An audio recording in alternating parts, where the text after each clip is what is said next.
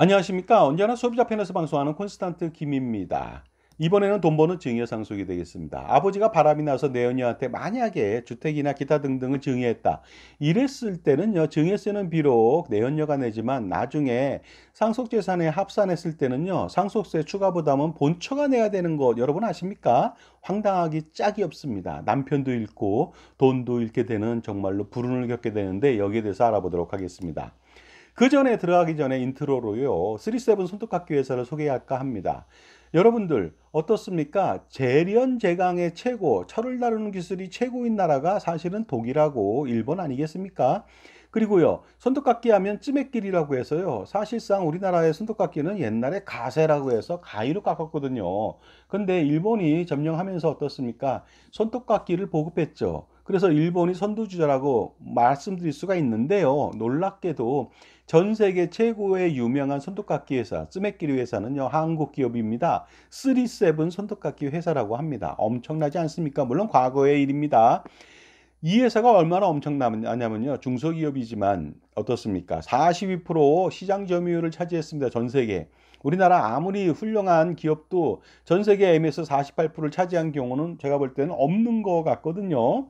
그러다 보니까요, 1년에 뭐 수억 개씩 판매해서 전 세계에 그 사람들이 다 매년 수억 개씩 스토카키를 쓰지 않았나 이런 생각이 듭니다. 하지만 이 회사가요, 이렇게 훌륭한 회사가 가업 승계 실패로 자손들은 이 회사를 경영하지 못했습니다. 이유는 바로 상속세 때문이 되겠습니다. 바로 37 손톱깎이 회사의 비운이 아닐 수가 없겠습니다.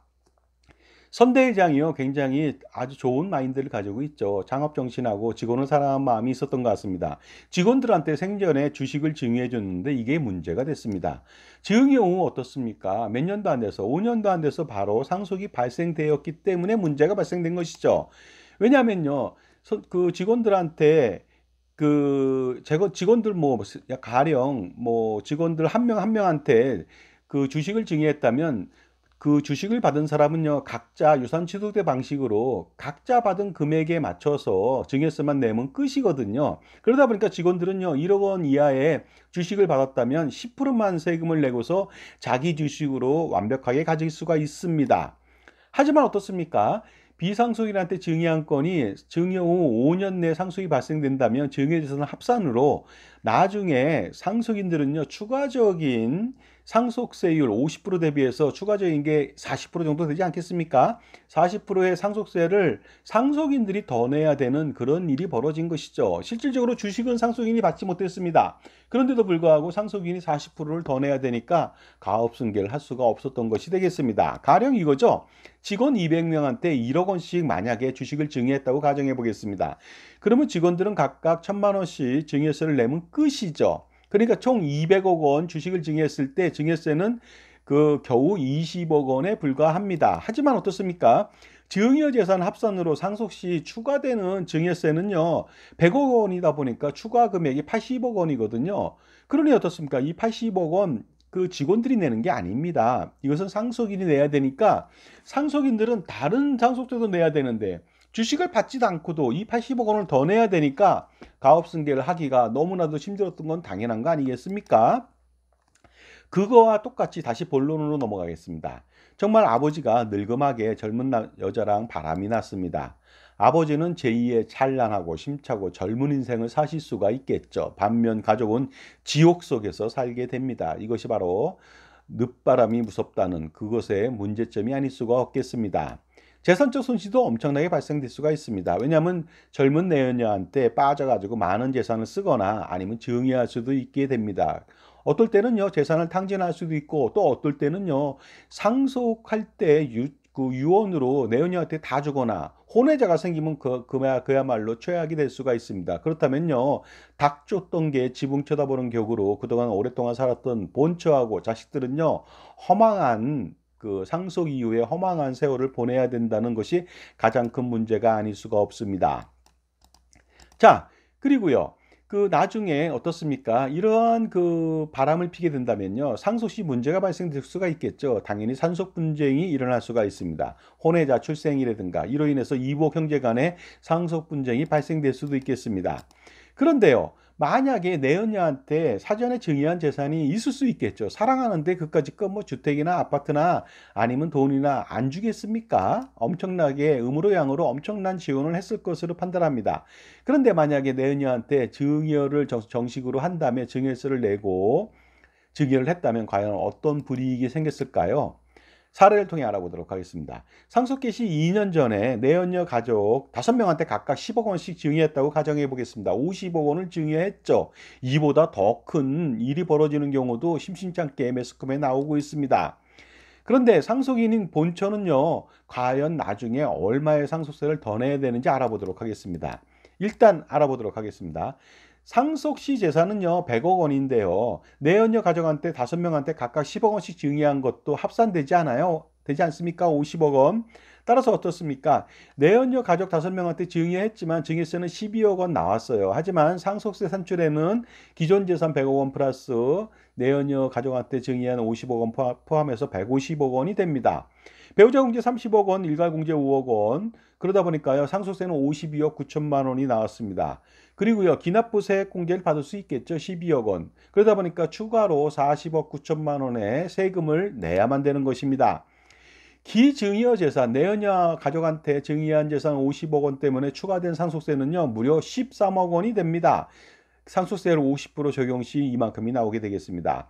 그런데 이 돈을요, 과연 누가 낼까요? 내연녀가 당연히 내야 되는 거 아닙니까? 내연녀 가족이. 하지만 우리나라 세법에서는요, 상속세 납세 의무자는요, 그 내연녀가 아닙니다. 왜냐하면 비상속인이기 때문에 본처와 상속인인 그 직계비속인 상속인들이 내야만 되는 것이죠. 정말로 억울하기 짝이 없겠죠.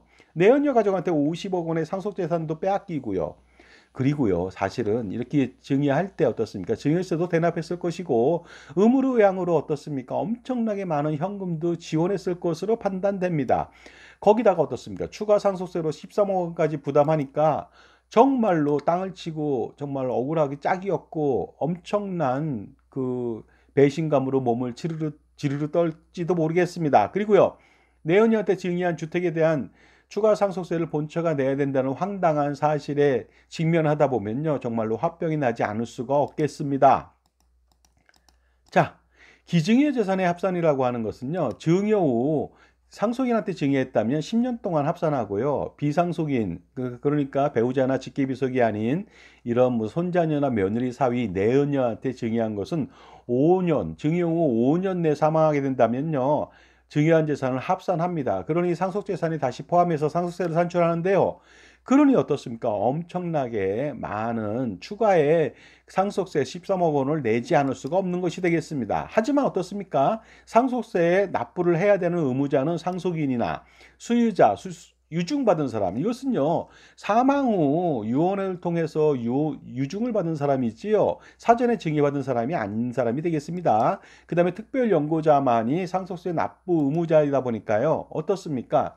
여기에는 그 내연녀가 상속세 납세 의무자가 아닌 것입니다. 내연녀는 바로 비상속인이기 때문에 그렇죠. 그러다 보니까 어떻습니까? 비상속인의 증여권은 상속재산에 포함돼서 추가의 상속세가 산출되지만 납세 의무자는 내연녀가 절대로 아니고 본처와 바로 그 본처 소생의 직계비속이 내야 된다는 것이 되겠습니다. 정말로 황당하지 않습니까? 지금까지 제 정보가 도움이 되신다면 무료 구독하고 좋아요 부탁드리고요. 멤버십 회원가입을 통해서 보다 다양한 혜택, 선물 보따리, 절세 스킬을 통해서 수억 내지 수십억 원, 그 이상을 절세할 수 있는 그런 선물 보따리, 조금 있으면요, 크리스마스가 다가옵니다. 그보다 훨씬 더 좋은 선물 보따리를 펼쳐보시기 바랍니다. 결국 어떻습니까? 1순위 상속인인 본처와 자식들이 그 추가 상속세에 대해서 반드시 내야만 합니다. 내연녀는 상속세 납세 의무가 없습니다. 만약에 내연녀가 너무 착해서 대신 내준다? 그러면 증여세를 또 내야 됩니다. 그러니 황당하기 짝이 없죠. 그래서요, 상속세 납세 의무에 대해서 억울하지만 내연녀한테 증여한 건은 추가 상속세는 본처가 내야 되는 황당한 일을 겪게 됩니다. 자, 그리고요, 더 중요한 건 아까도 말씀드렸습니다만은요, 그 내연녀 가족한테 50억 원 증여하면서 증여세 12억 원이 나오는데 이 돈도 사실은 죽은 남편이 내줬을 것으로 판단하니까 손해는 이만저만이 아닐 수가 없습니다. 특히 재산적 손실보다 이럴 경우에는요, 정신적 피해가 더 극심할 것으로 보입니다. 따라서요, 사랑하든 절세하든 항상 현명한 판단이 중요합니다. 살아가면서요, 지속적으로 선택의 순간이 찾아오게 됩니다. 저는요, 젊어서 이런 생각을 했어요. 자신의 능력만 가지면 세상에서 성공할 수 있다고 생각했습니다. 자신의 능력만 가지면 된다.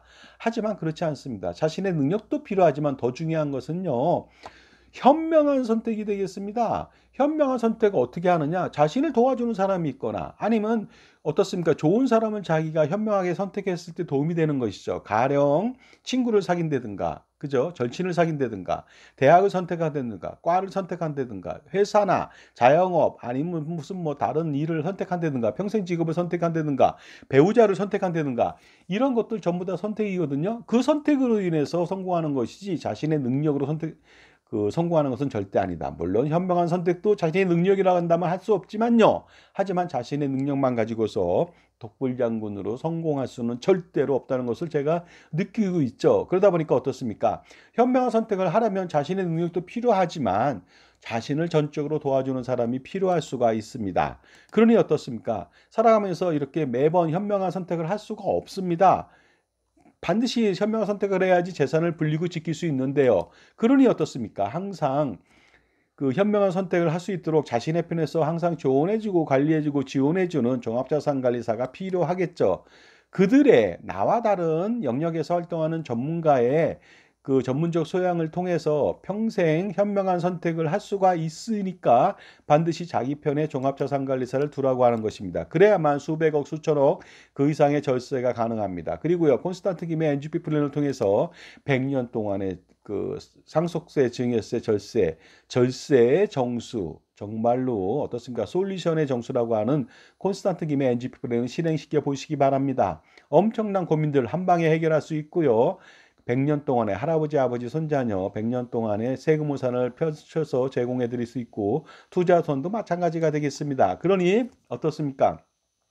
세미나에 한번 참석해 보시죠. 11월 8일 금요일 오후 2시, 11월 9일 토요일 오후 2시 강남역 공간이즈. 그 다음에 저한테 5만 원 입금처로 입금해 주시고 문자 보내주시면 되겠습니다. 그 세미나 장소는요, 강남역 5번 출구에서 2, 3분 거리니까 승용차보다는 지하철이 더 낫겠죠.